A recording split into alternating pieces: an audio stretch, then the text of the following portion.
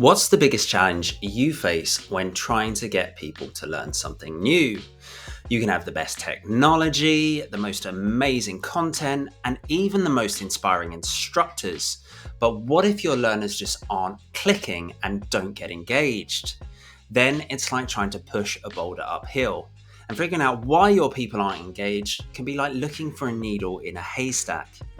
I'm Harry from Growth Engineering, and today we are going to be talking about a framework that helps explain how our social interactions and our threat and reward responses influence both behavior and motivation.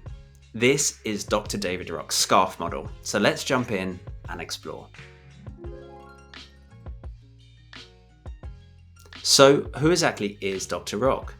Well, he's an Australian neuroscientist with an awesome name and an even better model of motivation.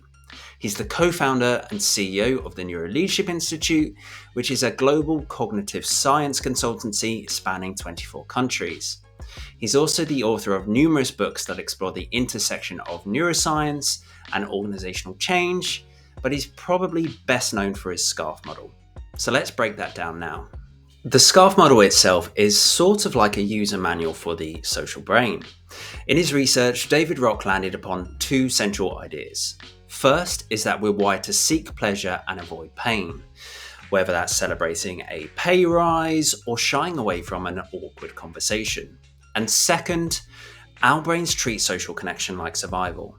In other words, feeling included or excluded is as important to us as hunger or thirst. In essence, this is a form of social behaviorism with a neat neurological twist. It's also distinctly anti-Maslow in the way that it reorders our hierarchy of needs. Put another way, social situations create either a threat or a reward response in our brains. You can think of the threat response as your brain's alarm system. So these are the negative emotions that make you want to avoid something. And the reward response is the opposite. It's the positive, dopamine-fueled, feel-good response that influences you to do more. With this in mind, it's easy to see how these social interactions can influence our motivation, behavior, and decision-making, while also helping to establish our overall engagement levels. We should also note that a reward response is characterized by increased blood flow to the brain, which also improves our creative thinking ability. According to Dr. Rock, these threat and reward responses are triggered across 5 different social domains. He boiled them down into the handy SCARF acronym.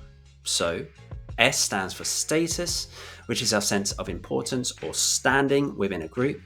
C is for certainty, which is our ability to predict the future with some degree of accuracy. A is for autonomy, or our sense of control over the choices we make. R is for relatedness, which is our sense of belonging and connection.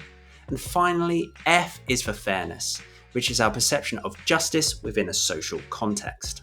So, what does all this mean for learning professionals? Well, the SCARF model effectively provides us with the cheat codes for creating engaging learning environments. By satisfying all 5 social domains, we can motivate our learners, we can create safe environments, and we can manage change effectively. And these positive learning environments boost mental energy, they spark creativity, and they really help learning to stick. We can also use this model to help identify where problems lie by considering each of the 5 domains in turn. Of course, there are certain limitations that we should keep in mind. For example, some argue that reducing motivation down to just 5 areas is still too simplistic. Are people a bit more complex than that? And don't non-social factors come into play as well? For example, what if we just happen to have an intrinsic interest in the subject matter at hand? Or maybe I'm just so against the idea of completing my compliance training that no social factors will be able to change my mind. And remember, people are weird and wonderful and may prioritize the SCARF domains differently.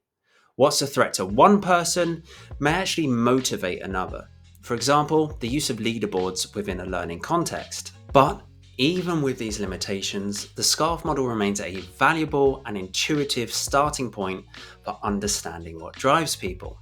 It shows us that learner engagement isn't just an impossible dream, it's actually a predictable brain response. And thanks to Dr. David Rock and his SCARF model, now we know how to activate it.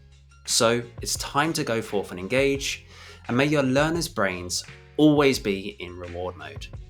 Okay, that's everything I've got for you today. Thank you very much for watching, and we'll see you in the next one. Goodbye.